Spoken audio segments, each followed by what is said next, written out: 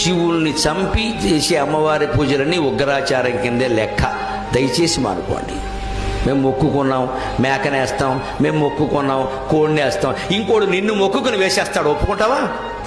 మన పిల్లాడు ఆరోగ్యం కోసమో మన ఆరోగ్యం కోసమో కోడినో మేకనో కోసేసే అధికారం మనకున్నప్పుడు కోడి పిల్లకి అనారోగ్యం చేస్తే మన మొక్కుకునే అధికారం దానికి కూడా ఉంటుందండి.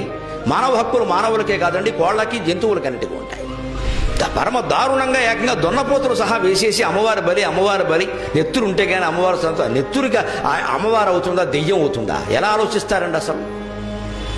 దేవుడి పేరు మీద జీవహింస చేస్తున్నాము అంటే దైవభక్తిలో అనాకాసు మనకు తెలియనట్టే లెక్క. వైదిక ధర్మం ఈ జీవహింసకు మొత్తం వ్యతిరేకం.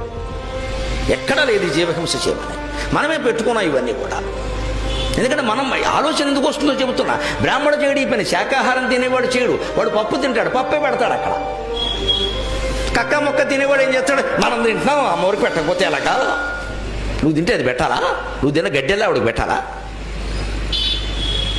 అది మనం తినడమే తప్పు, మరి ఆవిడకి పెట్టడం ఇంకో తప్పు ఇక్కడ.